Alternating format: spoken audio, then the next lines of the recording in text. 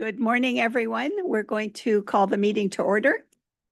So moved by Councillor Lichty, seconded by Councillor Fowler, resolved that council resolve itself into committee of the whole closed session as authorized under section 239 of the Municipal Act to consider adoption of closed minutes of meeting held July 17th, 2024, and a position plan, procedure, criteria, or instruction to be applied to any negotiations carried on or to be carried on by or on behalf of the municipality or local board as it relates to the Howe Island Ferry operations. Any discussion on that? All those in favor? Carried. Okay, we'll go into closed session.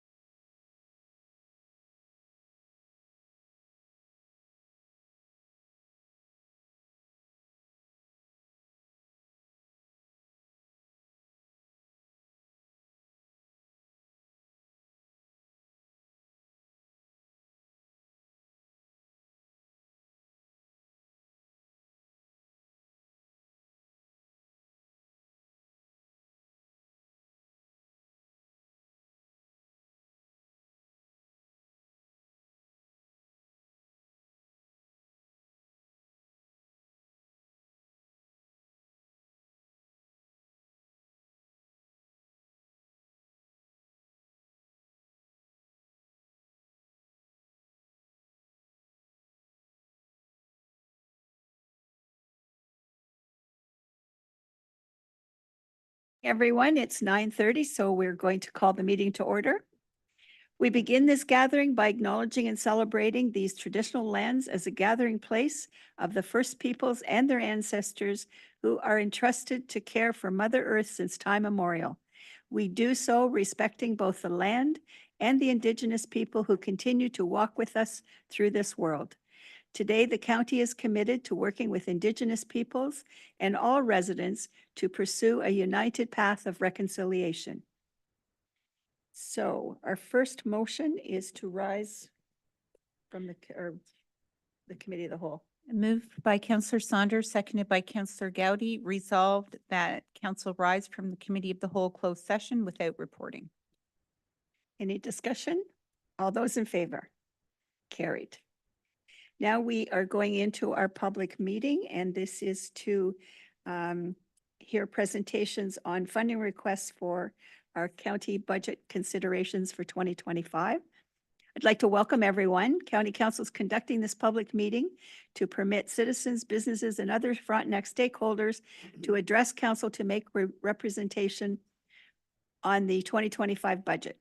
Citizen input and customer satisfaction plays a key role in the county's budget process, and citizen input is welcome throughout the budget process, including but not limited to strategic planning, business planning, budget development, and service level changes. The procedure for the public meeting will be as follows.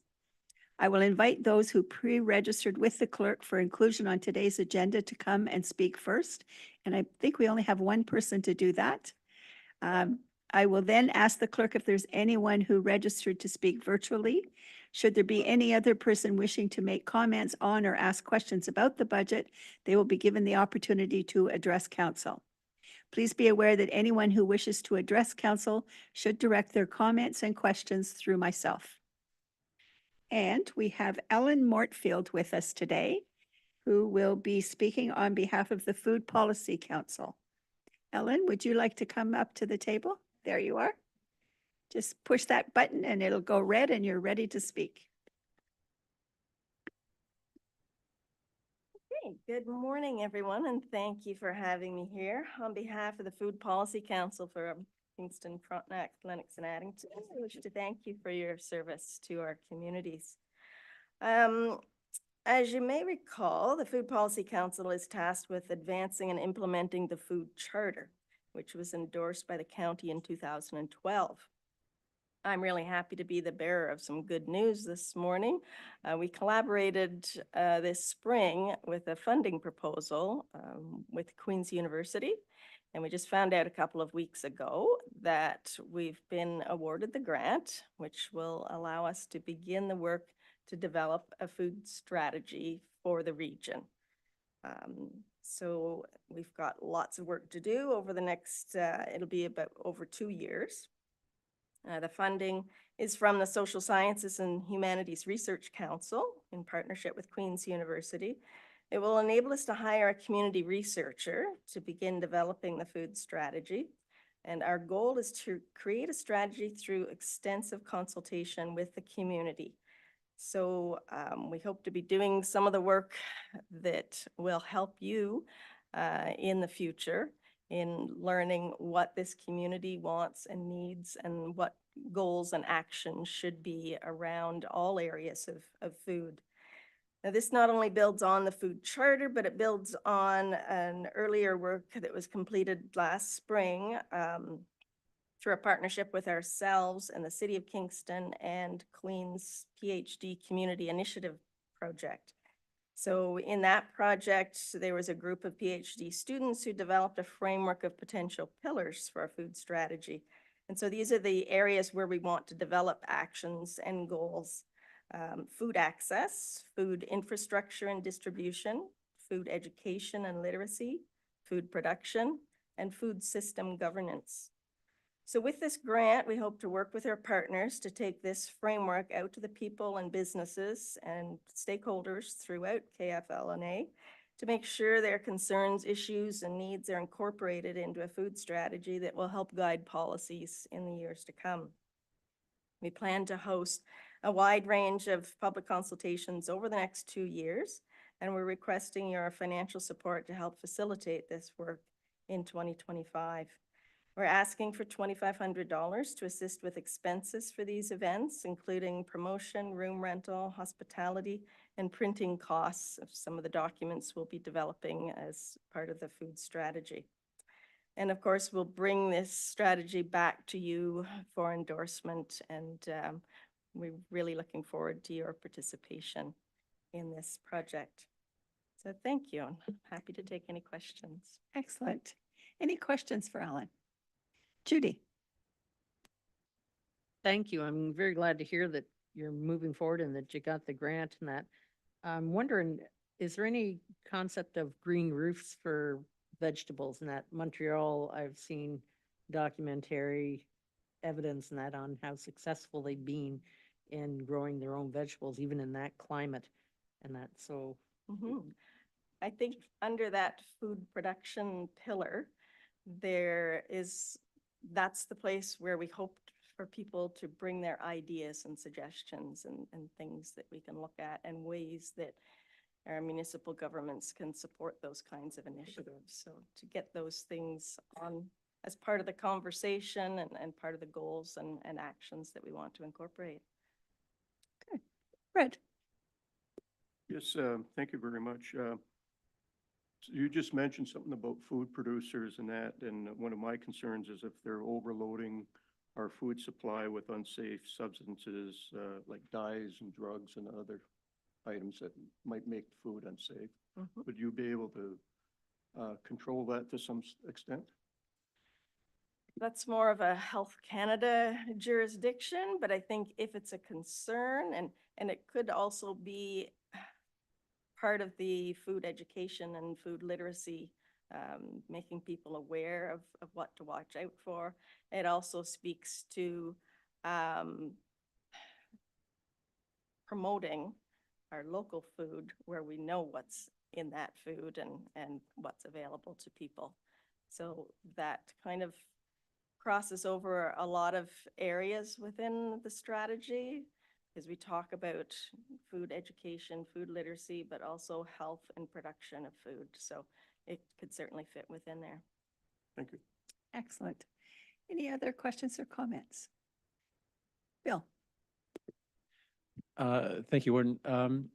First, a comment. As you may know or may remember, I'm a member of the Food Policy Council, and I have watched this group of volunteers at times struggle to maintain some momentum. The effort they have put into this arrangement with Queen's University is phenomenal. If you might remember, the request last year was for $500, and I think at that point, Councillor Lickty said, "Is $500 is enough?" At that point, it was enough because we didn't have the strategy and the partnerships in place. But now that we've got this grant and we can actually have staff as opposed to just continue relying on volunteers, I think we can start moving forward. The other comment I would make is that I'm sure these discussions will open up a Pandora's box of various food issues, and we're hoping that the surveys will give us enough information that we can start to move forward on these things. So again, I want to thank the committee and all the group of volunteers for all the hard work they've done. Thank you. Excellent. And your request will be going forward into our budget meetings in October. May I also ask, we will be putting together an advisory committee to manage this project. And so we have Bill involved from the county. We've requested another representative from the city of Kingston. Right now we have a social worker, but we're looking for somebody more involved in the policy side of things. We don't have anybody participating in our council at the moment from Lennox and Addington.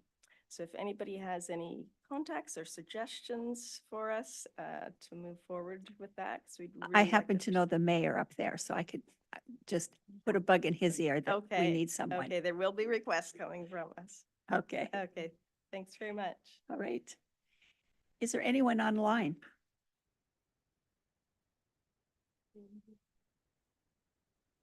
No. So there is no one else. So the public meeting is now concluded.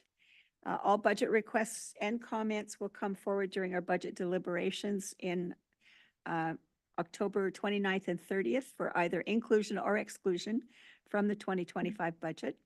Frontenac County residents and stakeholders are invited to continue to participate by submitting any input they may have on the 2025 budget via www.engagefrontenac.ca.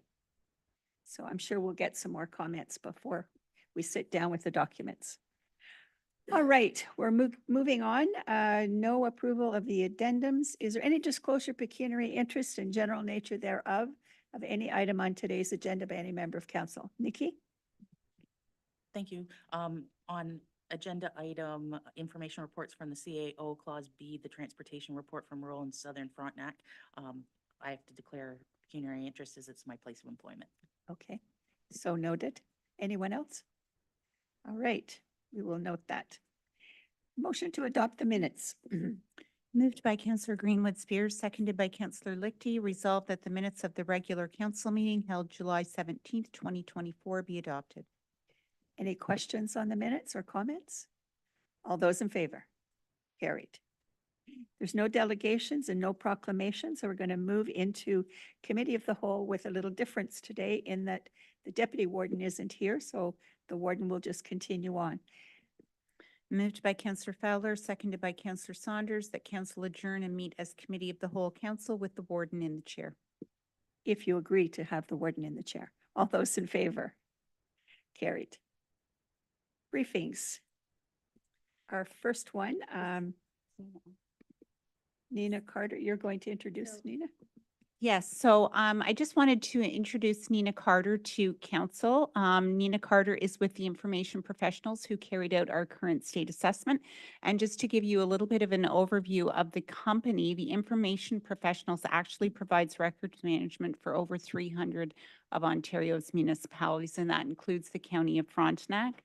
They are the developers of the Ontario Records Management System, or what we call TOMRIMS. And Nina herself has made a career of records management and has over 20 years of experience in developing the subject, numeric, and function-based clarification schemes.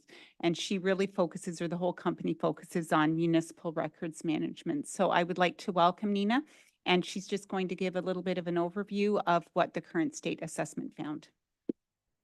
Good morning, everyone, and thank you so much for the introduction. How's my volume? It's very good. Good. I'm going to share my screen. I do have a PowerPoint presentation prepared. So I'll just get you to let me know when you can see my screen. Sorry, 2 seconds.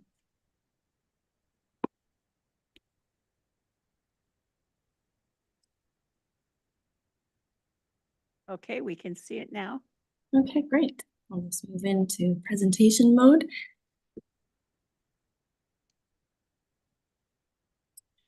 So I'll begin with first explaining the engagement that the information professionals was engaged to complete.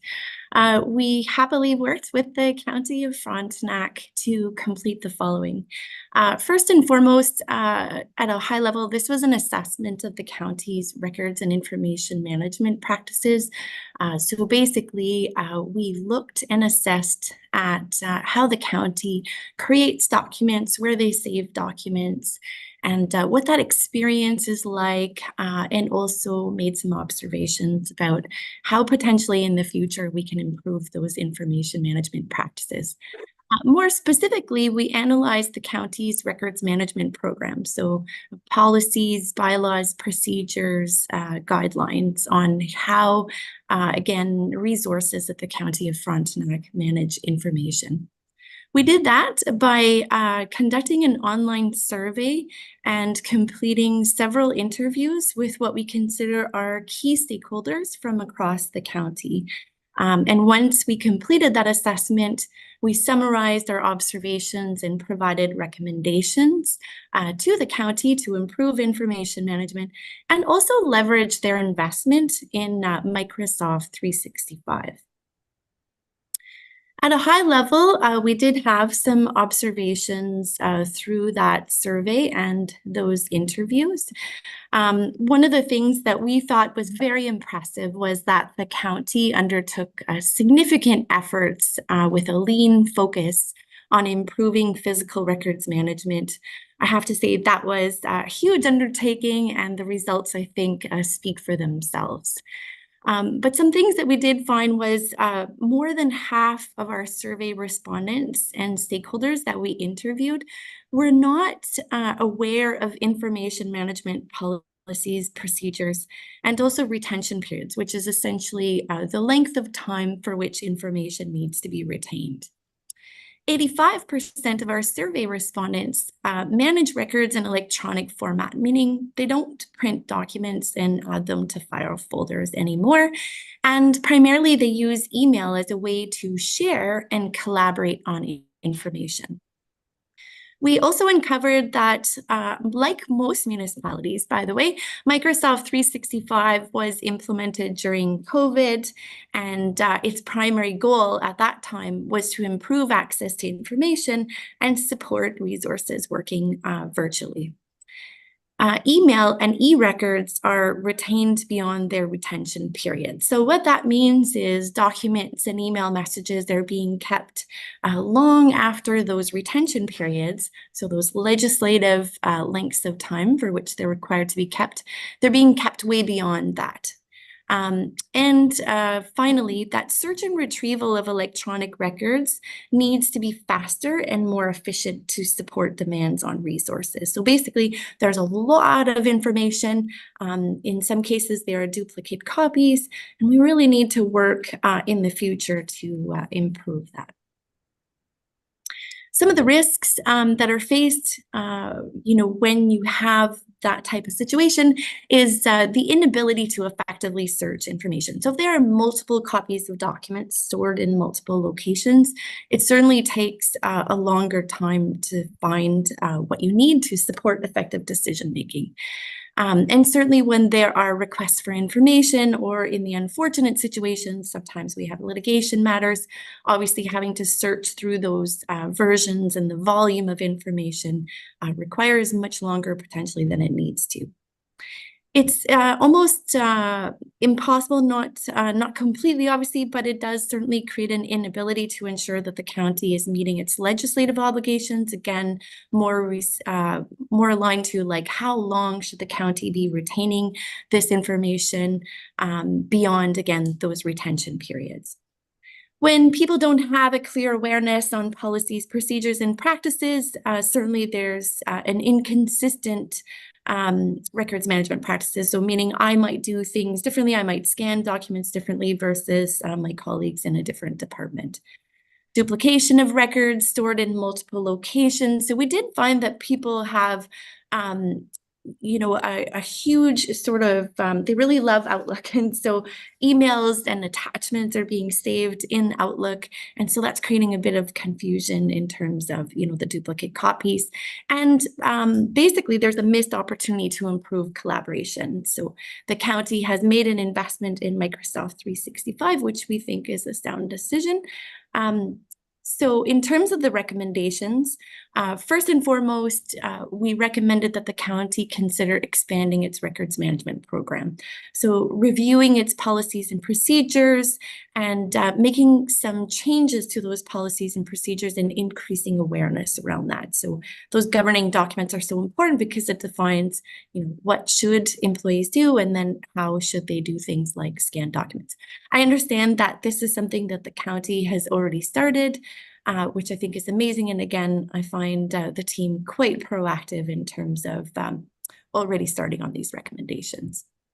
Provide additional records management training awareness, first on TOMRIMS, because that tool really helps to inform just how long information should be retained. Email management, to go back to some of those principles and make sure that we're deleting email on a regular basis. And then last but not least, Microsoft 365, more specifically, some of the tools that are being used in Microsoft 365. And I understand there's already plans and timelines around those deliverables as well. Lastly, we recommend that the county plan the migration of records on its network drives, again, into Microsoft 365, so that they can leverage that investment and also automate the deletion of documents. So that will go a long way because today it's incredibly manual. So there's some tools within Microsoft 365 that can really help the county again just automate the retention and disposition of documents.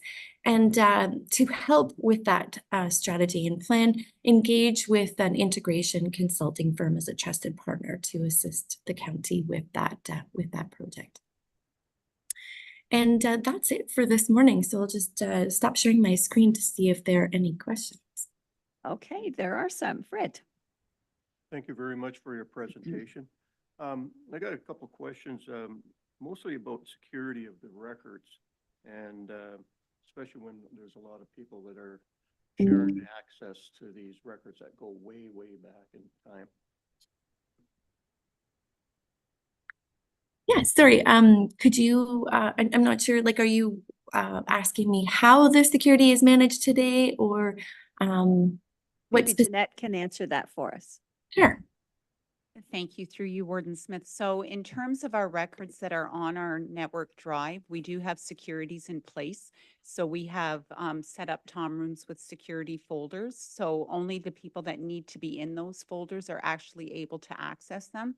So we do a heavy background process through our IT department to make sure that only those who are able to access folders are able to get in there. So for example, not just anybody can go into the HR folders. You're denied access. So we do have securities in our Tom Rims folder.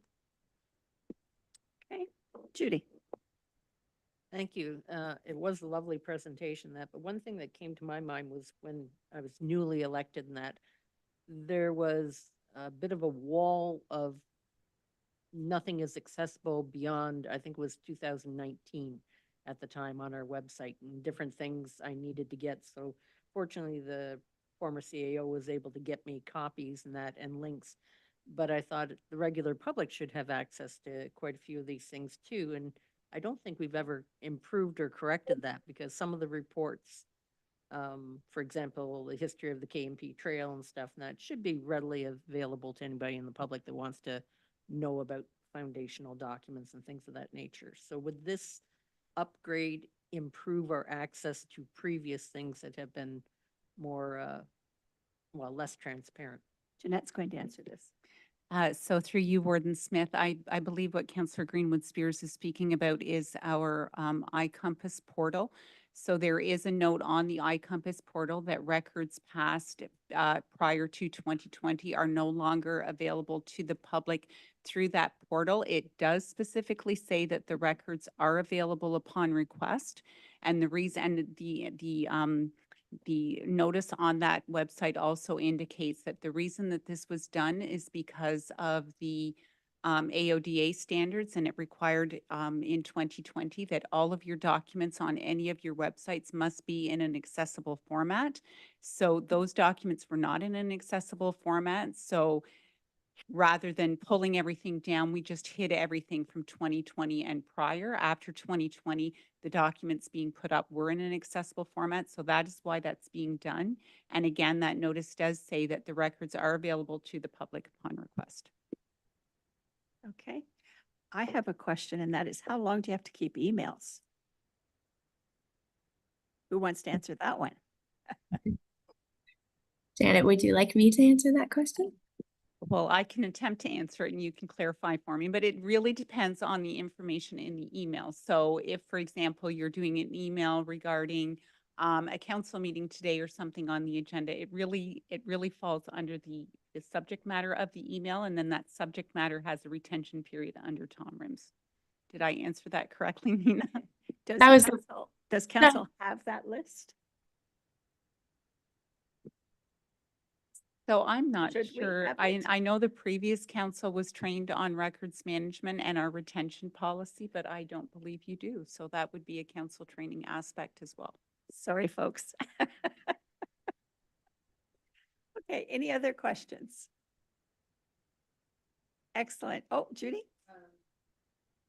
Sorry, I thought she was going to explain that whether it's 7 years or 10 years and which documents are kept in perpetuity in that, because I can think of, tax rolls from 150 years ago are actually quite valuable from a historical perspective and things of that That you nature. might need a whole written schedule for, because I think they're all different. Is that not true? That's correct. But you can get that for us if we want that. Certainly I can provide council with not only our scope notes, but as well as the retention bylaw that reflects those scope notes and has the retention period on it. But retentions can be anywhere from 1 year to 7 years to a permanent record, and some of them are a certain number of years once they're superseded. Okay. If there aren't any more questions, thank you very much. Good information. And good to hear that our staff are doing a good job. We knew they were, but you just confirmed it for us. Thank you very much. Have a great day. Okay. And now Kevin Farrell is up.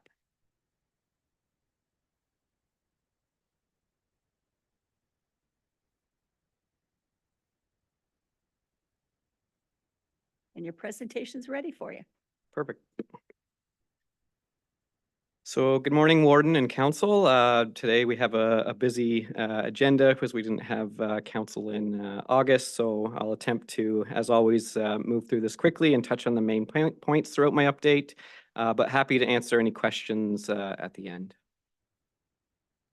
So here are just some highlights from the CAO schedule for September. I'll pick out a couple. So I'll highlight the EOWC CAO's working group, working closely with the CAOs from across the Eastern Ontario Wardens Caucus, as well as our continued meetings with the Frontenac CAOs and treasurers. So we're scheduled to meet next week. And for AMO Communications, I won't go into details, but these are here for your reference. In terms of a human resources update, so in terms of recruitment, we've had 240 postings as of August 31st. Interviews are always ongoing in all areas at Fairmount. A big congratulations to Jeremy Hurtubise. Will be our new Deputy Chief of Performance Standards. Congrats to Shauna Dunn. She will be the new Superintendent of Performance Standards, and a big welcome to Anand, our new GIS specialist, who is currently working out of this building, but will eventually move back to help support South Frontenac as well. In terms of labor relations, QP 2290 initial bargaining dates are now booked for November. So HR is working on preparation and research for those dates. We have ongoing investigations. We've wrapped up some for Fairmount Home, and 3 grievances have been received or withdrawn. In terms of miscellaneous, we continue to work towards launching our Verico scheduling system. We're currently at the IS testing stage, working closely with payroll to get that system in place.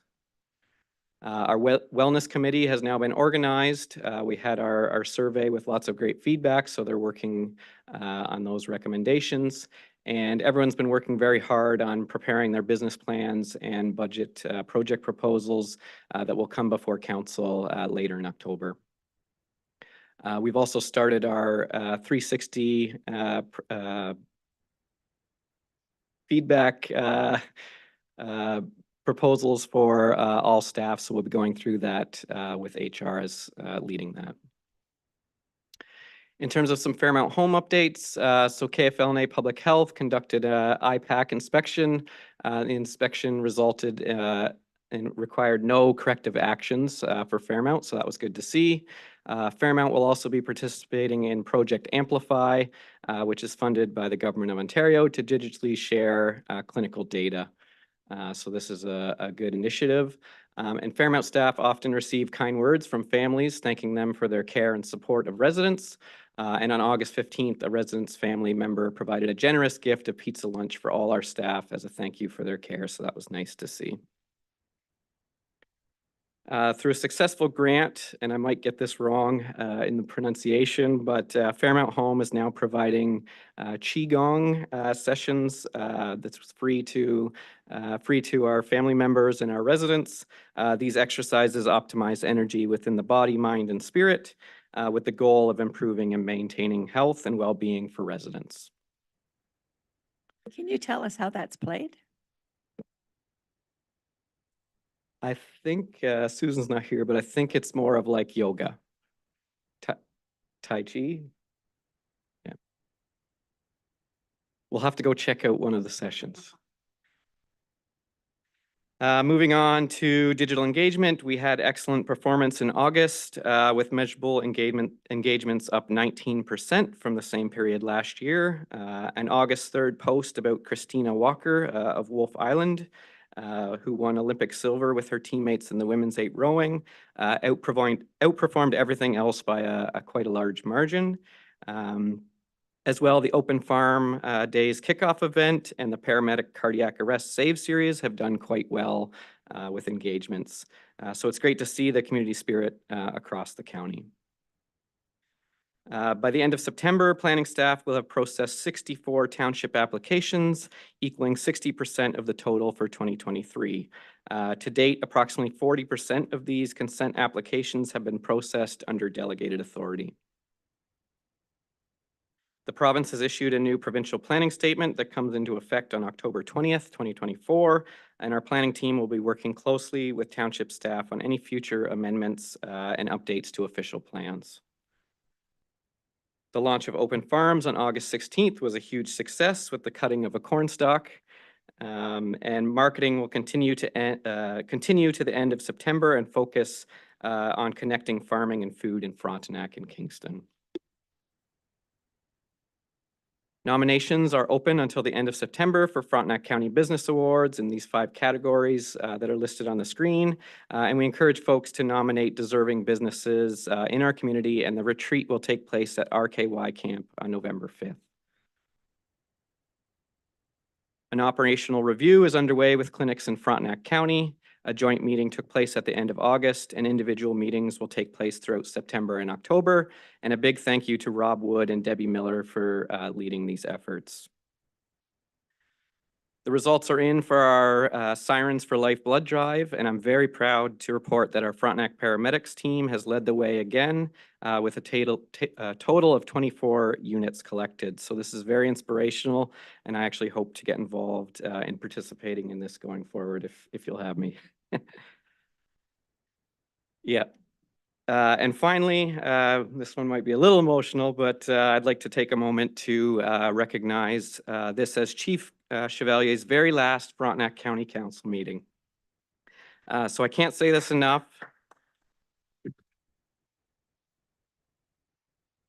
A big thank you to Gail for your dedicated leadership over an inspirational 30 years of service.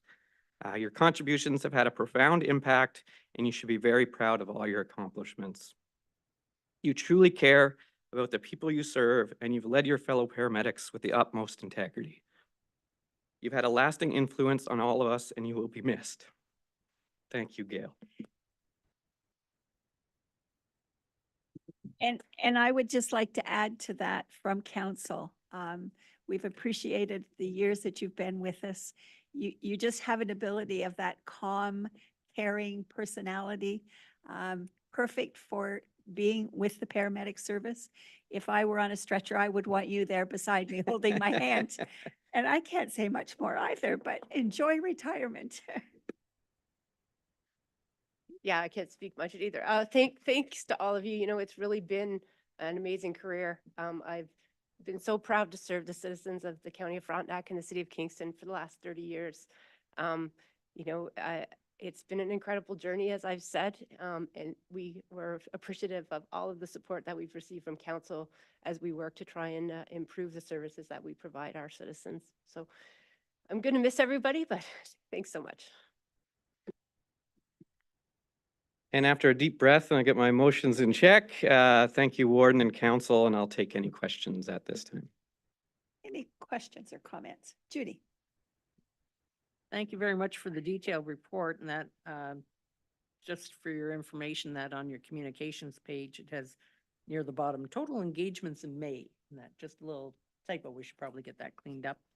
But I was curious in that on the AMO piece, regarding the Housing Enabling Core Services funding and also the Housing Enabling Water Systems Fund, and when I noticed the September 16th date, it was too late for me to get registered for it and that, but could you elaborate on that? Do we have funding that has to be applied via the county for the townships or individuals, or how does that work? So these are funds that are available through the province that any level of government can look into. I know South Frontenac has looked at it for their Verona project. Rural areas have not had a huge success rate, but the funding keeps being put out by the province, so we can continue to explore those opportunities. Happy to share more information on that. So can residents apply directly, or does it have to go through the This would be the municipalities applying. municipalities? Yes. Okay. And then the other question was also around the provincial, and I noticed the new piece of legislation now, and it says all planning decisions must be consistent with this new provincial planning state. And is there something in a nutshell that is dramatically different? I'm looking to our That's a Joe category. to Joe for this one. Through you, Warden, yeah, our planning staff have started to look at it, and our opinion is that no, there haven't been a lot of changes, particularly for those policy sections that impact Frontenac, like rural community building and protection of the natural environment. It looks to be good for us. Okay. If there's nothing else, then we'll move on to the next agenda item. Thanks, Kevin. Okay, there's no unfinished business, no consent reports. Committee of Management Fairmont, there's nothing. And we are now at consultant brief by Hannah Mays Frennet, and I believe Gail is introducing this person, or Mark is. Our new chief, Mark. Yeah. In 6.5 hours, 5.5 now, right? Warden Council will call my appearance here a delegated authority, I guess. So good morning. I'd like to briefly introduce Hannah Mays Frennet. She's the senior consultant that's been working with us through ORH, who has put together this updated presentation on our deployment plan. So I will pass it over to you, Hannah. Thank you. Welcome, Hannah. The floor is yours. Morning, Warden and councillors. Thank you very much in advance for your time today. If you just bear with me a second, I'm going to share my screen so that I can share presentation.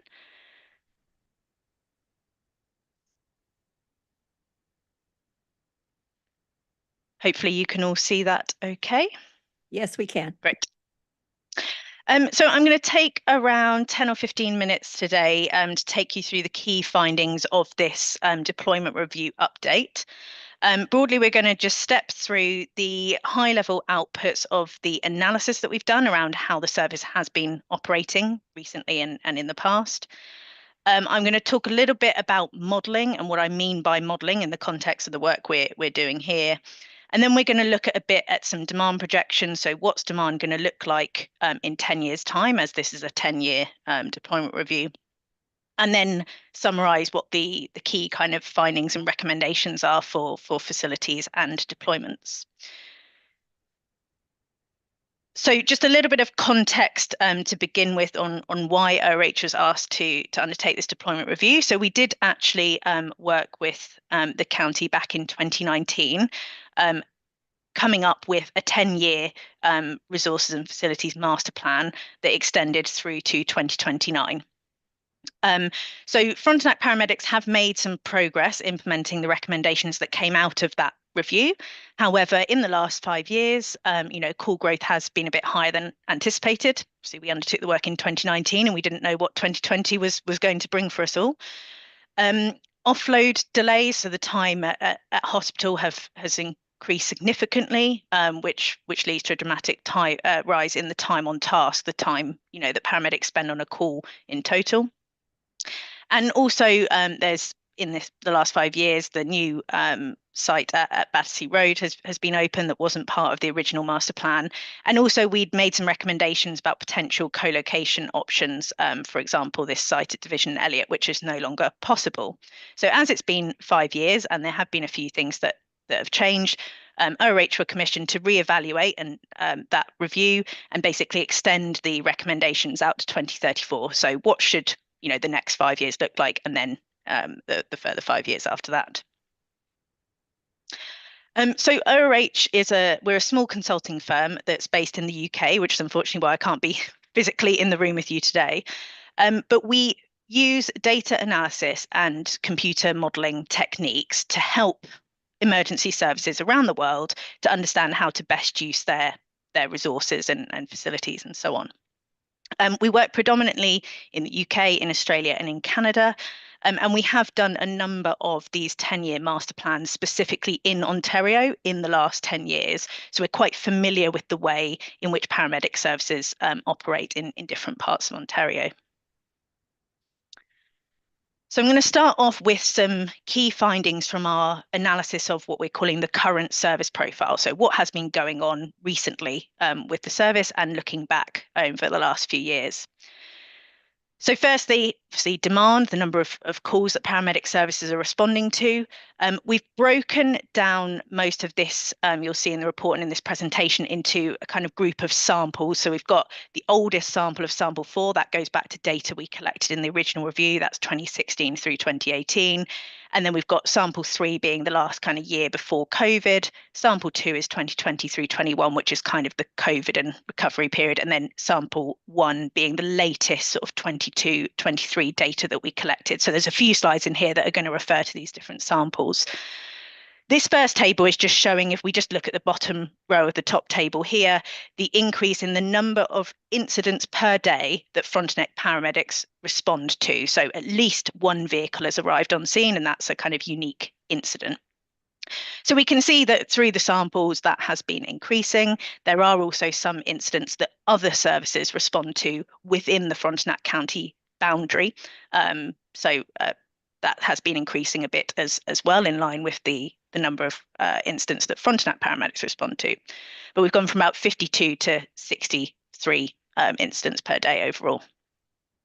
And just looking at how that's broken down by municipality, no real surprises that the vast majority are in Kingston. A lot of that increase has been driven by Kingston, but we have seen some small increases and relative increases in the county municipalities as well. We talked about the fact that call growth has been increasing at a higher rate than in the original review. And when I talk about calls, I really mean those unique incidents. So even if multiple vehicles go, I'm only counting it once. However, I know that when Frontenac paramedics report, they report all of their workload. So, if multiple vehicles mobilize and, wheels start turning, then that's counted. So I just wanted to draw your attention to the fact that on this graph, which is looking at by month, the dashed gray line is those unique incidents. And then we've got the number of vehicles that were assigned in blue, the number of vehicles that were mobilized in red, and the number of actual vehicles that were responses, i.e. arrived on scene in green.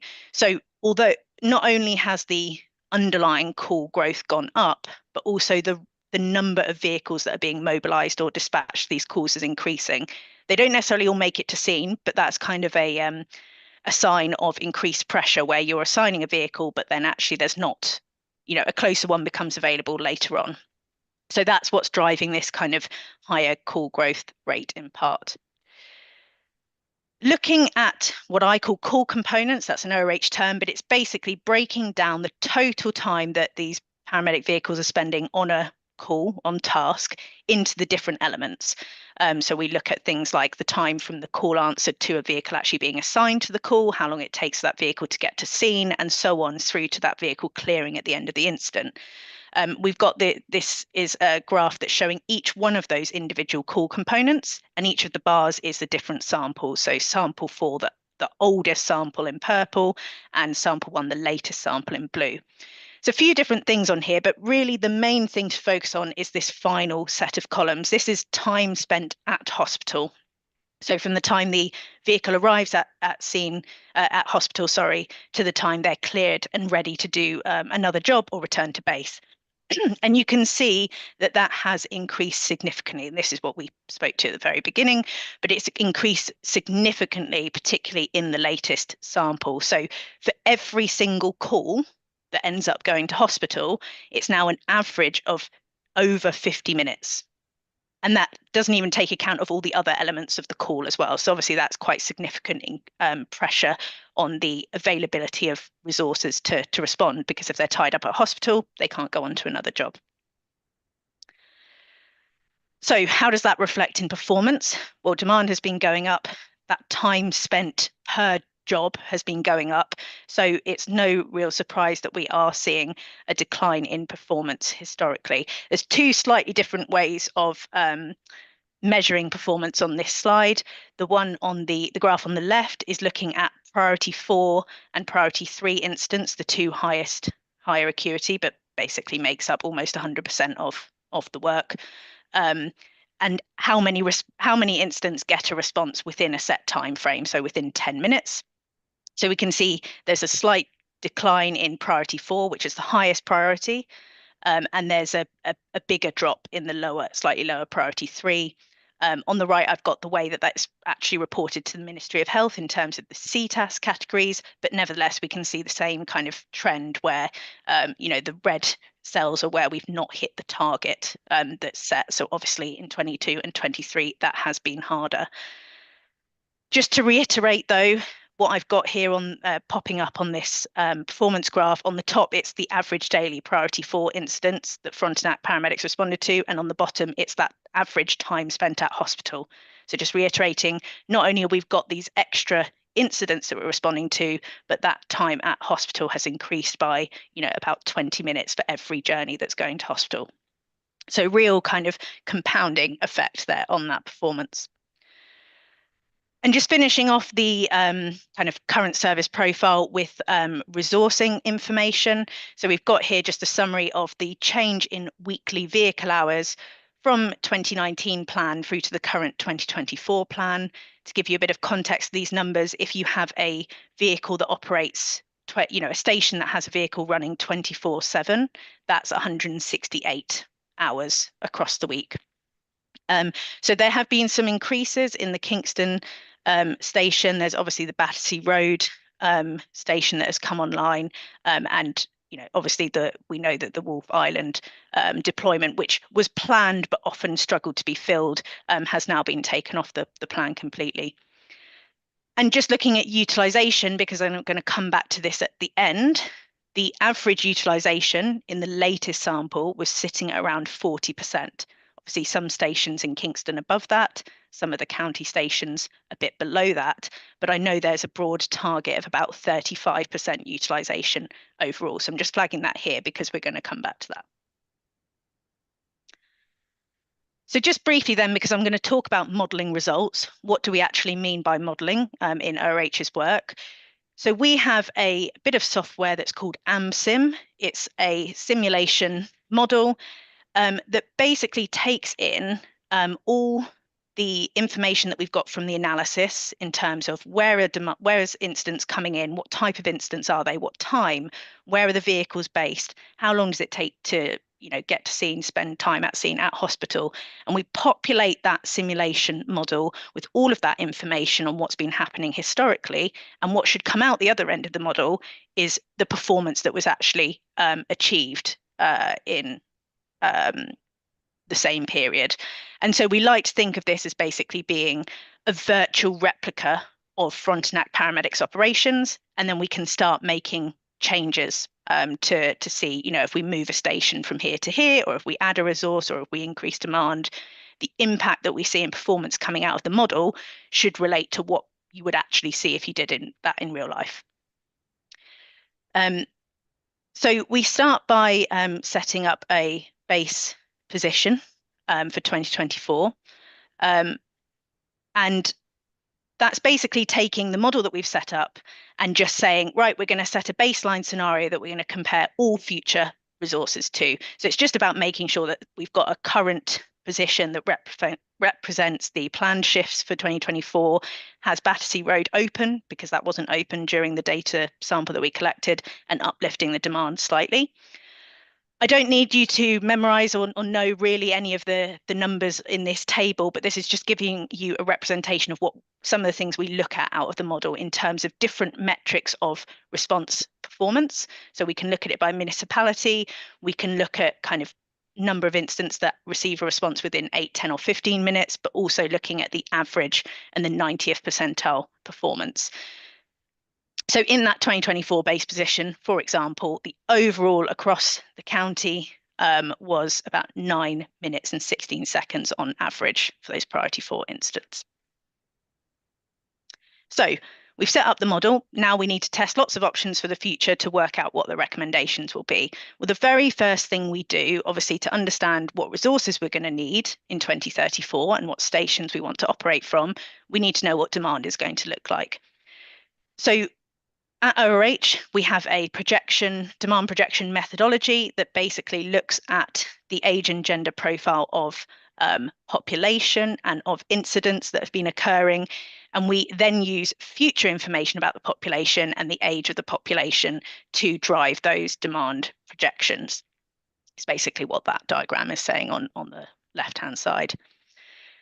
So just looking at what those numbers look like on the right, the top graph is showing the change in population from 2016 through to 2034. Each colour is a different age group. So you've got the pink is the 75 plus age group, for example, the dark blue being the 0 to 19 age group at the other end of the scale. So we can see that population is expected to increase. This is not what we're saying. This is information that's been given to us. Population is expected to increase to about 190,000 or 200,000 across the city and the county, depending on which reports you look at. But also, crucially, the percentage of 75 plus is increasing as well. So of the total, it was about 9% in 2016, increasing to about 13% in 2034. And we know from looking at the table at the bottom, which is demand, historical demand, that actually that 75 plus represents, it's the biggest age group represented in Frontenac paramedic historical demand. So obviously the increasing population and the aging population is going to have a compounded impact on the demand in future. So we often see that demand rises at a much higher rate than population rises. So the results of pulling that all together give us an increase from about 63 incidents per day in 2023 through to about 95 incidents per day in 2034. So that's what we're going to feed into the model. That's equivalent to about 4% increase per year. So 4% year on year, which is about 50% overall from 2023. So, fairly chunky increase. And that is a little bit higher than what we projected last time.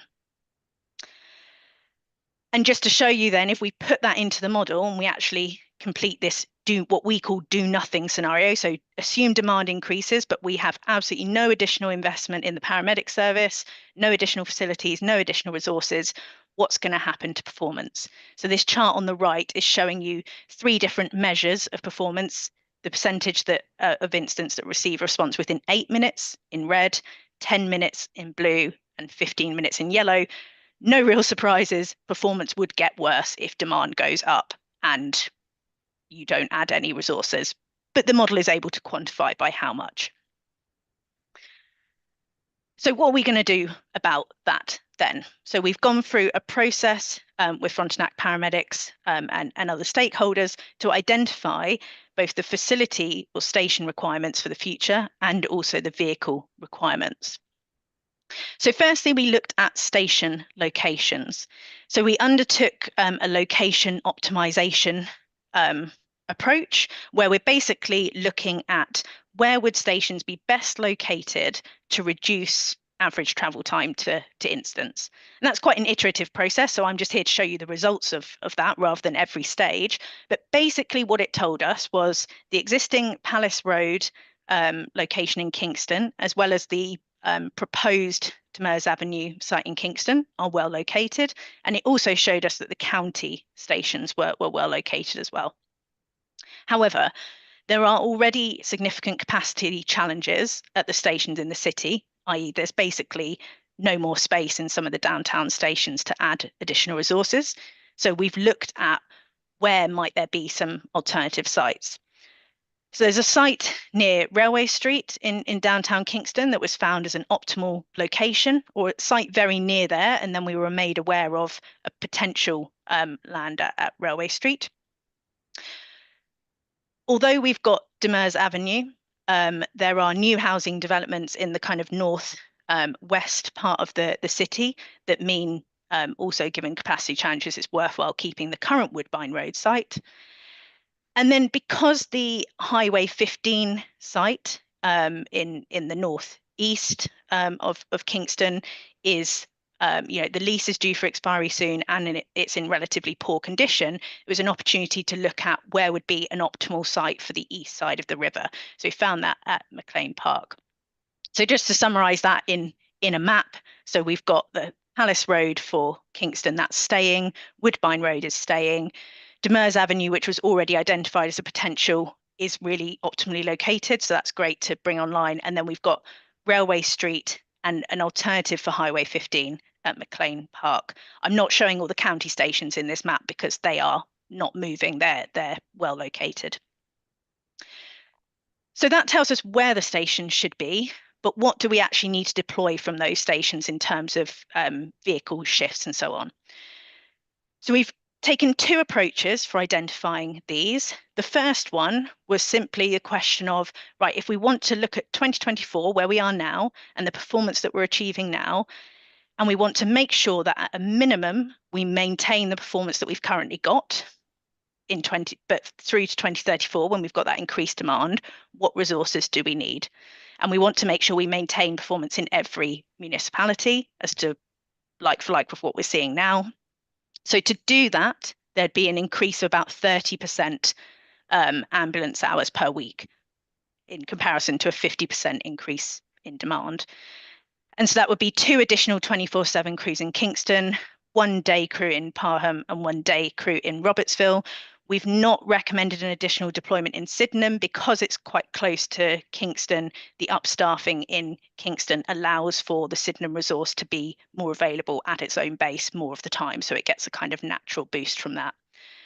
The number of vehicles required peak vehicles would go from 12 to 16, so that doesn't include spares, it just includes the absolute minimum required to put those vehicles out. And that allowed us to maintain the performance that we saw in that base position. It's actually slightly improved from the base position. So in this bottom table, this is the performance we've got in 2034 with those additional shifts and additional stations. And you can see the difference from the base position, minus 30 seconds on average, so that's better, and about plus 4 or 5% in one of these sort of 8-minute performance measures. But in this position, utilization is at around 44%, so not at your target level of 35. And we know the performance has been degrading over the last few years. So do we really just want to maintain where it is now, or do we want to get back to where we were 5 or so years ago? So the second approach was to look at meeting the target utilization and improving performance. So in addition to these resources that we've added on the left, there's a further 4 24/7 vehicles required in Kingston in order to do that. So that is a 70% increase in hours compared to a 50% increase in demand, but we are doing better than we are now. The peak vehicles would increase to 20 instead of 16, but we are at that target utilization around about 34%, and performance has returned to around about 2019 levels. So we can see, for example, the average response time is about 7 minutes and 20 seconds overall compared to 2024, which was about 8 minutes or 9 minutes that we saw before. So we've taken that improving performance position, which we established for 2034, and we've come up with a trajectory of how to get there. So we've broken this down year on year, how many vehicle hours need to be added, how many actual physical vehicles need to be added, when should stations be open and closed, and just a bit more detail in terms of the individual recommendations there. Now, I'm not going to go through this line by line, but the idea here was to kind of find a balance between staggering the financial impacts across the next 10 years, taking account of reasonable timescales for building new stations. So you can see the new stations are spread out across the 10 years there as well. And also trying to find, what would be the highest priority enhancements in terms of performance. So you can see, for example, we do add some Kingston resources straight away, but they're not actually in the best locations for Kingston, but there's no capacity at the best locations for Kingston. So as soon as we can open a new site in Kingston, we can start moving those resources into the better locations. And this is just giving you a snapshot of what the performance would look like over the next 10 years if you make all of those changes. So again, as before, we've got 8-minute response performance in red, 10-minute blue, 15-minute in yellow. The dashed lines are the do nothing performance that I showed you a few slides ago. The solid lines is the performance when implementing this trajectory that you can see clearly maintains and improves performance. And as I've commented on, brings that utilization to target levels. Final thing from me is that that was the core trajectory, but we have done a bit of what we call sensitivity modeling around that. So that's, testing changes to things that haven't made it into the core scenarios. So we have recommended here a kind of traditional facilities model, i.e. the way you're currently operating now, vehicles book on at their kind of home location to start their shift and return there at the end. I believe Chief Chevalier is giving a bit of an update on this afterwards, but we've looked at what would be the impact if actually in Kingston, there was more of what's known as a hub and spoke model. So you have a centralized kind of book on location for the crews and you deploy them out to various different posts, but quite dynamically. So we did find under a hub and spoke model that performance would be better, but we do find in our experience compared to reality, models that replicate this are quite optimistic because they can make split-second decisions that are, really dynamic and the best for deployment. Whereas obviously in reality, that would be humans making those decisions. There's quite a lot of questions about who should move where and where should they be deployed. So we like to be a bit more cautious about the performance aspects than what actually comes out of the model. We looked at 2 different locations, either at Battersea Road or at Railway Street. If shifts are staggered, i.e. they don't all start at the same time for the day shifts, then you see a similar impact for whether it would be at Battersea Road or Railway Street. If they're not staggered and they've all got to go back at the same time, then obviously Railway Street is more beneficial because they don't have to come out to Glen Burnie and back. And obviously under a hub and spoke model, the sizes of the spokes can be reduced because you don't need a full book on station, but you still got to have something, and a fairly large hub footprint would be required. So I think the chief will speak a bit more to this, but that hasn't then therefore made it into the final recommendation. And one final thing is clearly that Wolf Island station is no longer staffed, and we've not built that into the kind of core recommendations, but obviously we wanted to understand what the impact would be if that there was a redeployment back at Wolf Island. So we found that if a day crew ran there in 2034, that would bring Frontenac Islands in performance terms broadly in line with the other county municipalities. But it should be noted, obviously, that the utilisation of such a resource would be pretty low, so around about 5%, whereas some of the other county stations are more like 15 to 20%. So thank you very much for sticking with me, and very happy to take any questions you may have. Okay, we do have some. Fred, you're the first up. Yes, it seems like the elephant in the room is the offload delays at the hospital. That's one of the biggest things that makes the paramedics have to work longer hours, and they can't get out to new calls right away. And it's a time at the hospital. Are we working on anything where we can actually go to the hospitals and see if there's a resolution where maybe if, I'm certain that all sorts of ideas have come forth, and are we actually doing anything? Are we making any headway to get these ambulances back on the street where we need them? Gail. Yes, certainly it's something that we work on regularly. We meet regularly with Kingston General Hospital, which is where the bulk of our patients go. So the province has provided additional offload nursing funding, which we apply for and have received every year. So we do have an extra nurse at the hospital who's taking these offload patients and that are of low acuity and getting them off the stretcher so our paramedics can get back into service. This offload delay problem has been been something across the province for years. And it slowly made its way into Kingston. So it's a provincial initiative that, services across the province are all dealing with. And there's a number of different things that people have tried, but no one's kind of found the magic bullet to improve the problem. But we are actively working with KGH to try to limit the amount at KGH for us. Okay, Judy. Just to further on to Fred's point, I thought in the last budget that we were actually funded for 2 nurses and that, because I questioned and that if we should not be directly employing the nurses because they aren't often staffed at the hospital because of their nursing shortage, correct? So we had received funding last year for 2 nurses. KGH has not been able to staff 2 nurses there. We've investigated a number of other options, including placing paramedics there for offload, but we haven't been able to find a solution that will work within the hospital. Okay, Judy. Okay, I have a few questions in that. And Wolf Island, of course, is the elephant in the room that when you talk about response time, because when you have a ferry, you need to wade in that is an actual amount of time that's always going to be a drag on response time.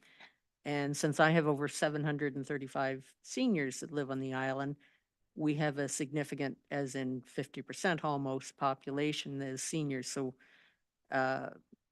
the use of the ambulance truly has been skewed in that for the past several years because of the response time, and that people are moving them in their private vehicles as much as possible, especially for medical and cardiac in particular related events, because no one wants to wait an hour to get an ambulance there and then another 40 minutes at least to get them back to the city.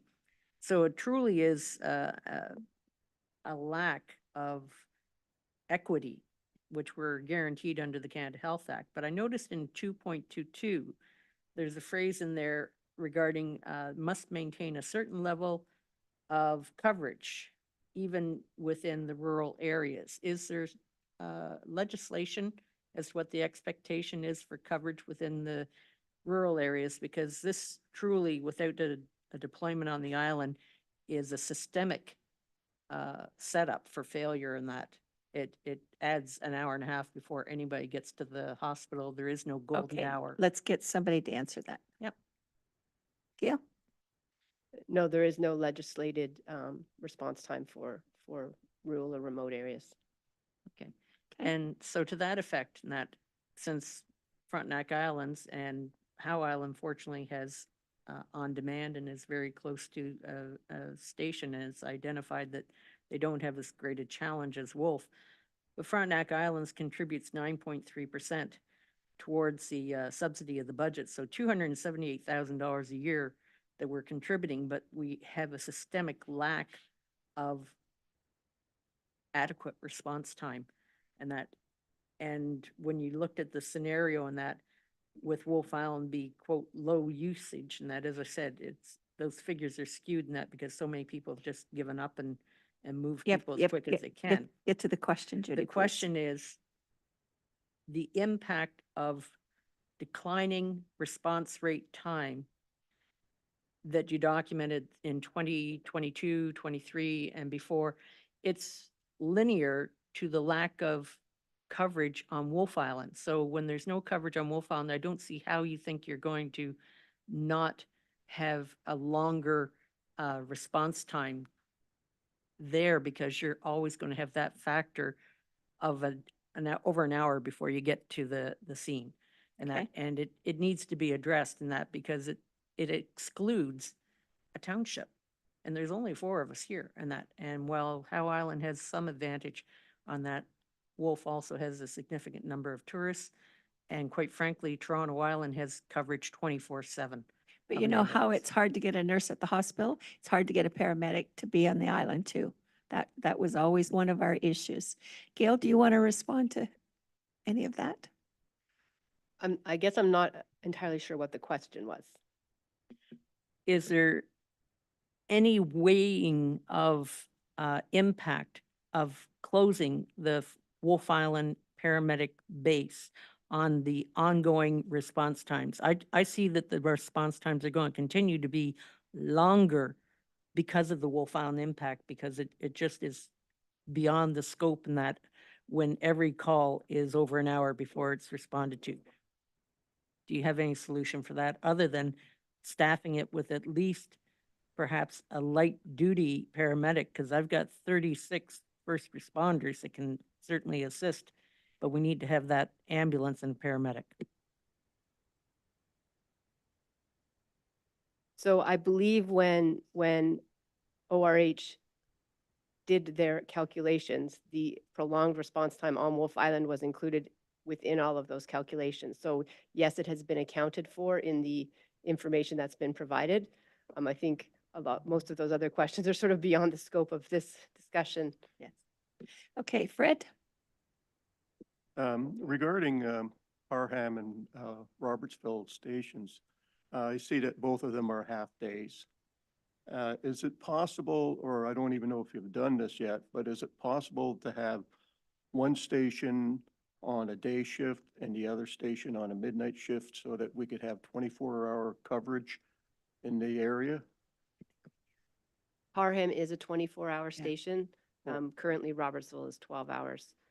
And I believe that Hannah's ORH's recommendation for the addition to Robertsville in the future was for another day vehicle. Well, I saw up there that it was, Parham was 12 hours. That was being added.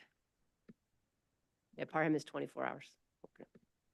Okay, all right. Bill?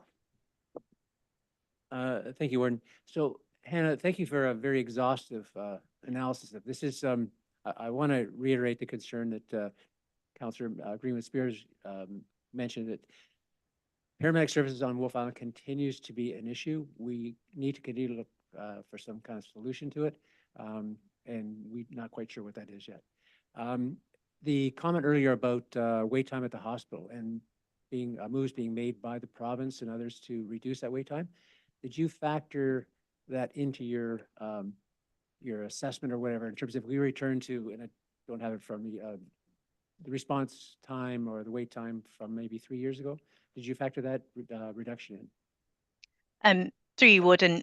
So no, the 2034 results assume that the level that is being observed at the moment continues. So it doesn't assume that it increases, which we have been seeing in other areas, continued increases. But yes, it also doesn't assume that it would return to those levels. That is within the realm of the possibilities of modelling those. So if that is something that Gail and Mark, we could pick up as a kind of separate point of, what would the performance and the utilisation look like if that did return to previous levels? I would add that we're not seeing that much movement in that direction at the moment. And to Gail's point, it's not just a provincial issue, it is a pretty global issue. It's something that we are seeing in the UK, in Australia, practically with all of the clients that we work with.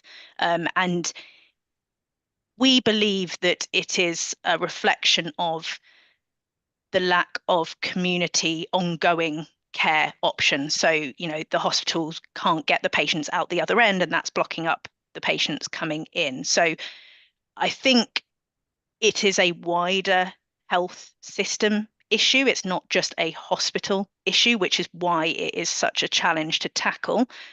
So roundabout way of saying that is why we've taken the risk averse approach of assuming it doesn't reduce. But we certainly could produce some results for you that say, if it did, this is what the recommendations would be, and then you can monitor that over the next 5 to 10 years to kind of take the approach that suits based on whether that has been able to come down or not. Okay, Bill? Do we need to formally request that additional modeling be done with a reduction in wait time, or will that be something that staff would take on without direction from I think council? that'll be something you'll be looking at at budget time.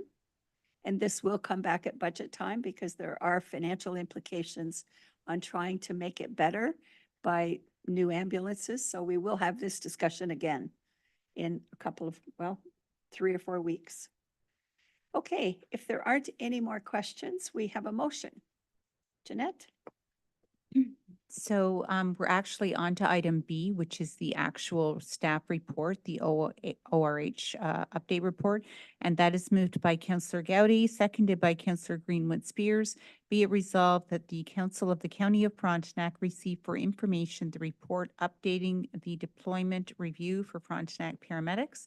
And further that the Council of the County of Frontenac directs staff to incorporate recommendations into the Frontenac paramedics business plan and project proposals for future consideration by council.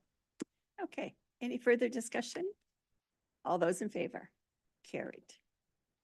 And now we are at the book-on issue. Gail, are you going to speak to that?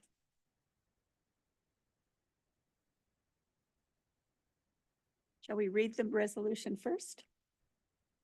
That is moved by Councillor Lichty, seconded by Councillor Fowler. Be it resolved that County Council receive the update report regarding a paramedic central book-on station, and further that County Council accept the recommendation to remain with the current model for developing full paramedic bases as opposed to moving to a model based on a large central book-on location with smaller posts, and further that the Council of the County of Frontenac direct staff to investigate opportunities to construct a paramedic headquarters and training facility. Okay, discussion. Judy? Given our previous information about how we handle our documentation, that what caught my attention was on page 4 when they're talking about the documentations that need to be moved back and forth between the headquarters and Fortune Crescent. And I'm wondering, is there a need for increased technology in that regard for the paramedics? And that they seem, it struck me a little odd that there needs to be that much physical records being moved back and forth as documented in here. Gail? So first of all, many people are still using the old Canada Post mail. So mail gets delivered to the county that needs to get to our logistics station in logistics, or mail gets there that has to come up here. Currently, we're using a paper-based shift log system that is stored in the archives up here under controlled conditions. We are working on a plan to move away from that. We're never going to fully eliminate the amount of that there will be paper that has to go between the locations. It's not that, it won't be the primary thing that needs to be moved, but it won't go away. Okay. Any other questions? All those in favor? Carried. Thank you, Gail. Your last report.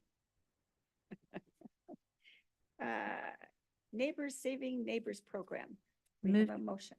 Moved by Councillor Saunders, seconded by Councillor Gowdy.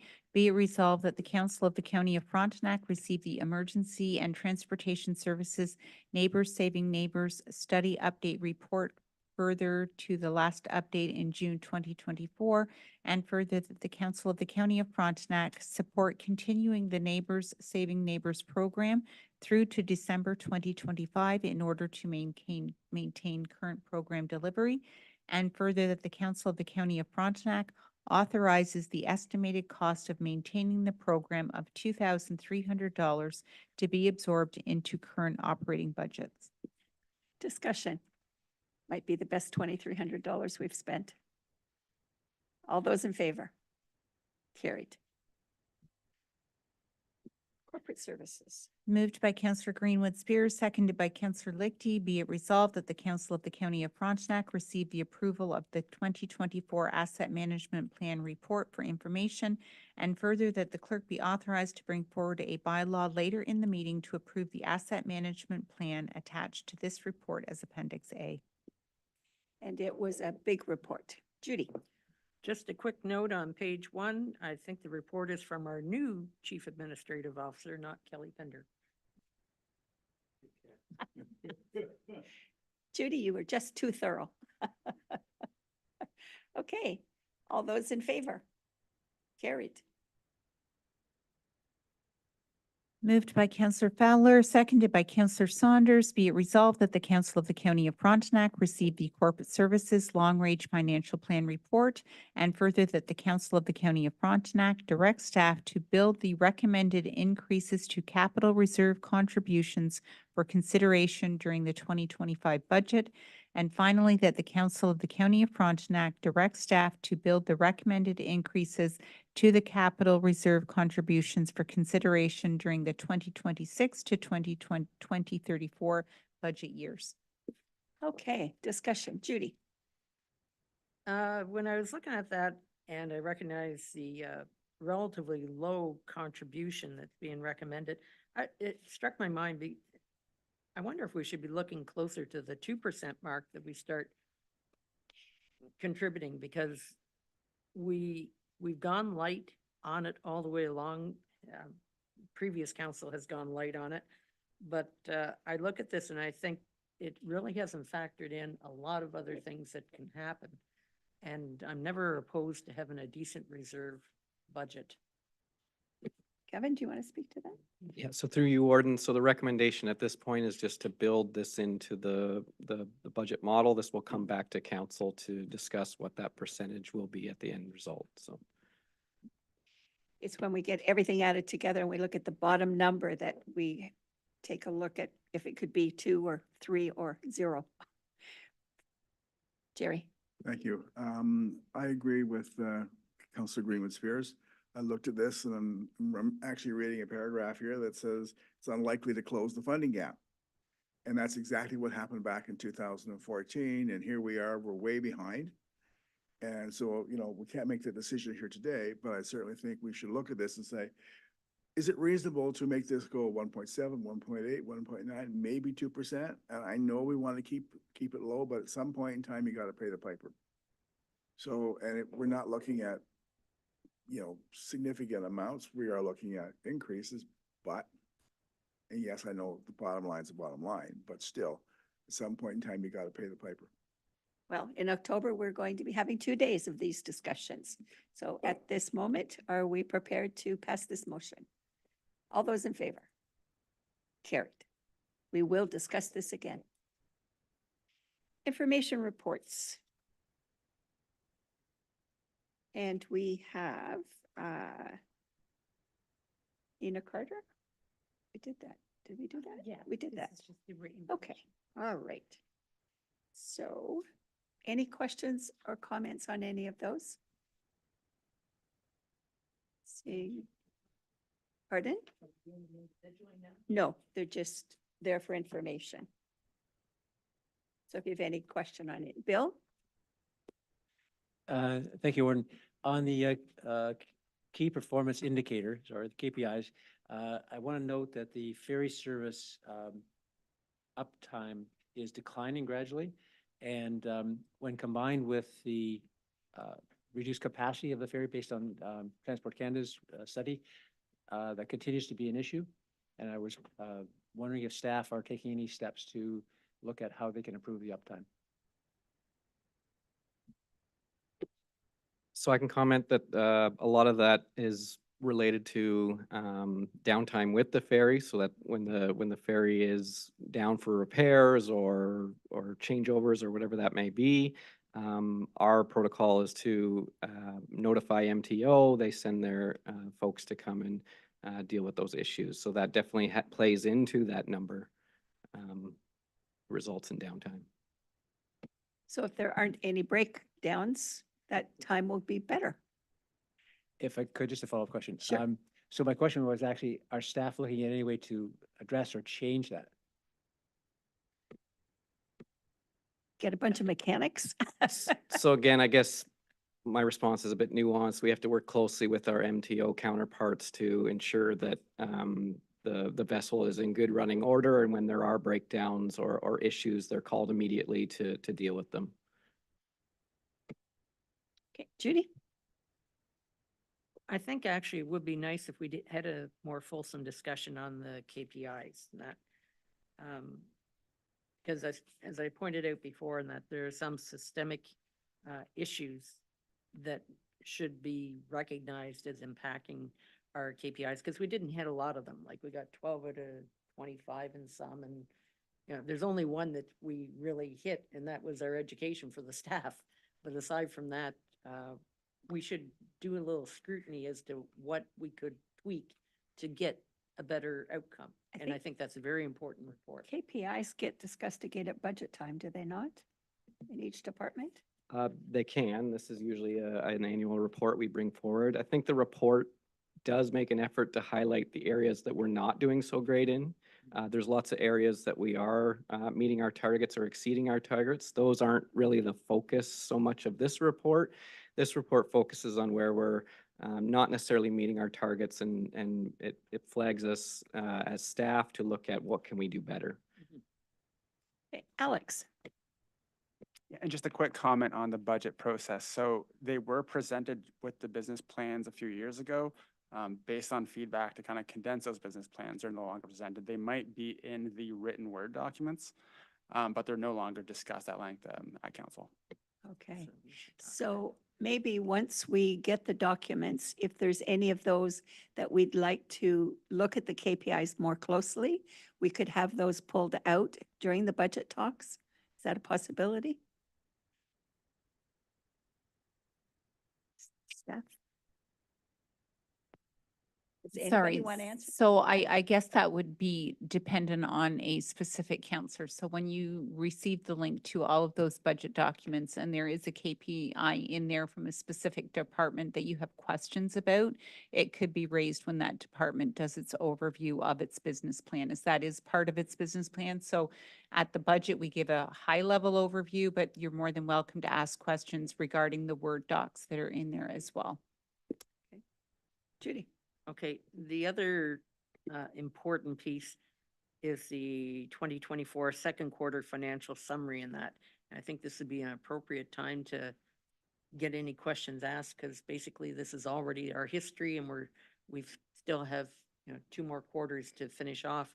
And if we have questions now, I think it'd be nice to know before we get to the end of the year. Or do we need to pull this for a discussion instead of just an information piece?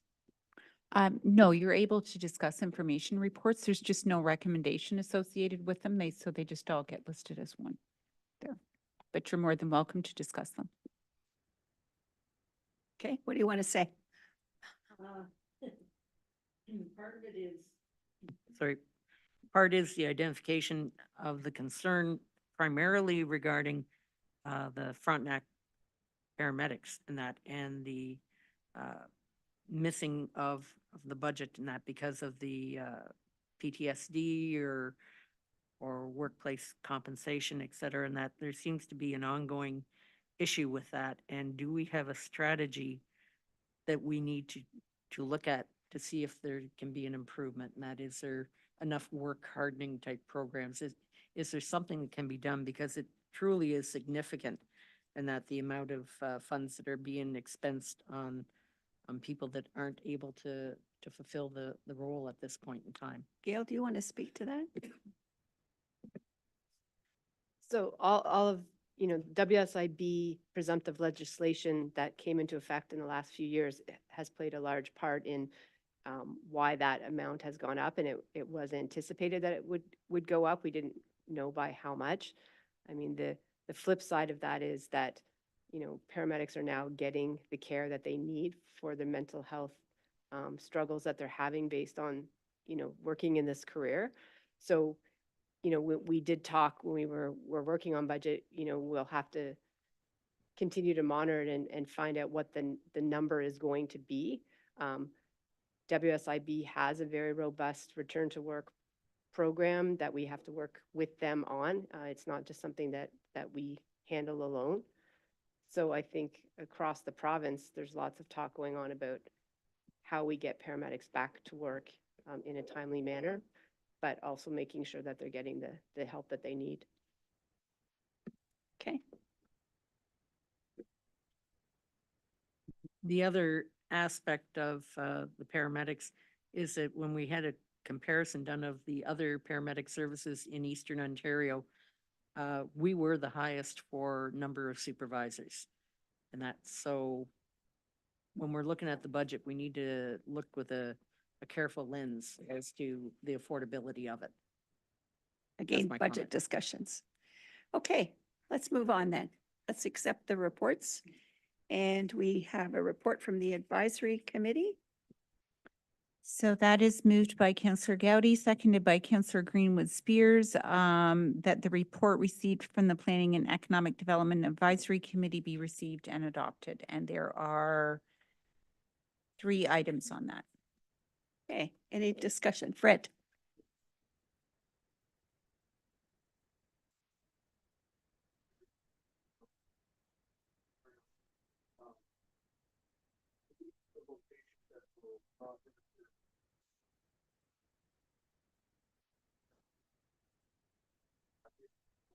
Yeah. Community center is not, the lot's not used all the time, but when there's is that going on at that location? The parking lot does fill up, and if there's other vehicles and trailers parked there, it would interfere with operations. What, it would be up to your municipality to figure out where you want the trailhead, so that's in your court. Okay. Go ahead, Jerry. No, Oh, use your mic, please. Sorry. Okay.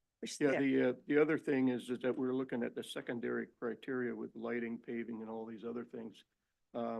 It would cost a lot of money to establish them, although they would be great to have. But they would also have to be a 4-season capability. So it means you have to heat the facilities and things like that. It's just another cost thing that's. What I see in this is all a list, but it's flexible. You don't have to have everything, but if you can get some semblance of these. Kevin, is that how you read it?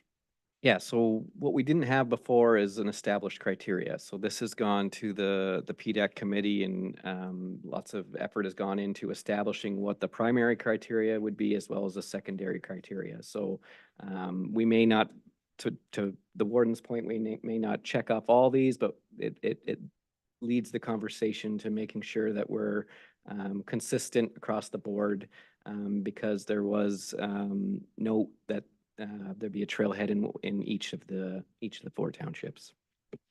Okay, Jerry.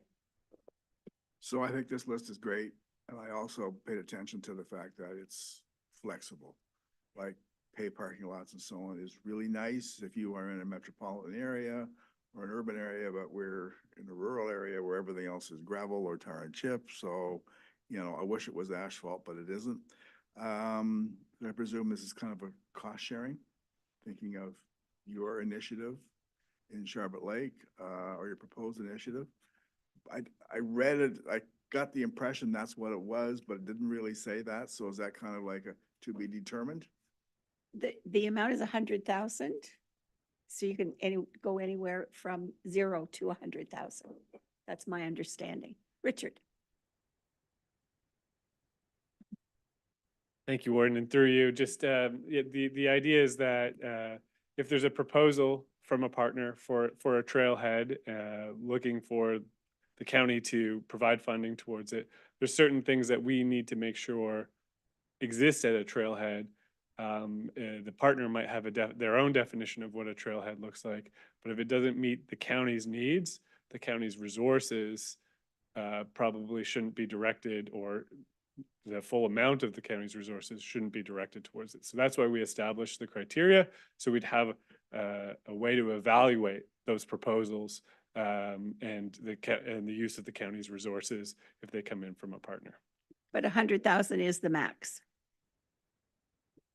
That's the commitment that was made. Yes. Okay, Judy.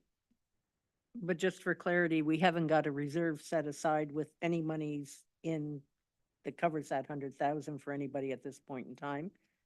That's correct. The funds have not been budgeted for trailheads yet. Okay, and Another budget discussion. okay, and the second piece, located in or near settlement area, and again, I go back to the islands. There basically is no settlement area on Howe Island, yet it's part of the waterfront trail.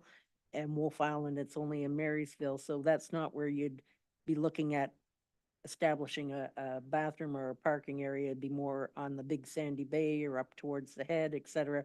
So it's not always going to be near or the settlement area. That's the point of having the services, because there's nothing there for the people that are using the trail. It's part of why we have that criteria is our trail projects are economic development projects. And so what we want is to be directing trail users near to our communities or our places where they're going to engage in economic activity. So when we're considering site selection, we want to be able to, obviously on the islands and in North Frontenac, those types of considerations have to be put in. Is a little bit harder than it is in central and in south to locate there. But we want to make sure we consider the ability for those trail users to come and spend some money locally before they just go back somewhere else. And so And- that's why that criteria is there. And near is a very subjective word. What is near for me might be far for you or opposite.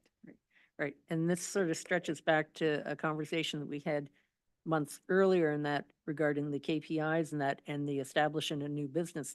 I think as we establish new trailheads, that will be the site that people do set up small, whether it's seasonal or whatever in that, but you might find your French fry trailer, et cetera, and that whatever. Depends on your bylaw. Yeah, but the point is, if it can generate new business opportunities along the trail, to me, is really the point of having a KMP trail and from an economic development perspective. That makes sense. And we are actually looking at policies around trailheads or parking lots that may support small business or mobile business efforts. Right. Yeah. Okay.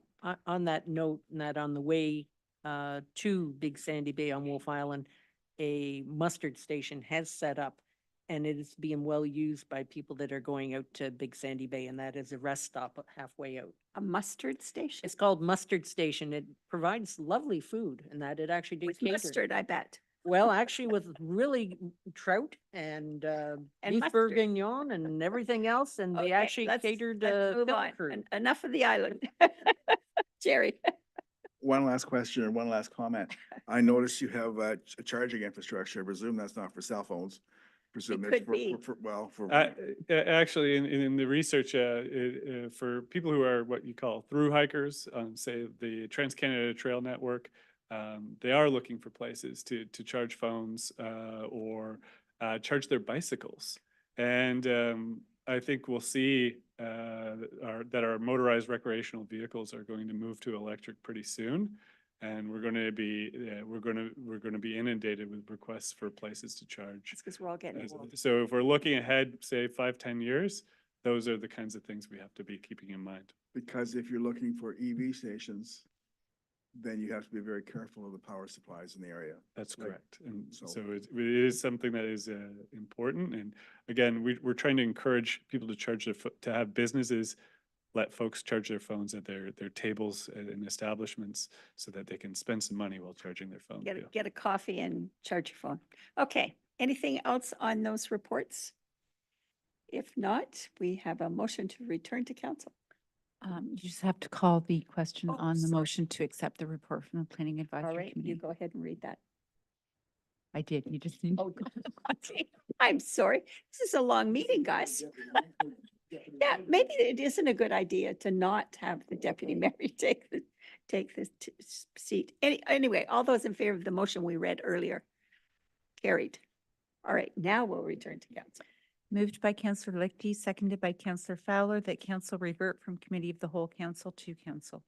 All those in favor? Carried. Okay, Moved by Councillor Saunders, seconded by Councillor Gowdy, that the report of the committee of the whole council be adopted and that the necessary actions or bylaws be enacted. discussion? All those in favor? Carried. So any notices of motion? Or any giving of notices of motion? Okay, communications.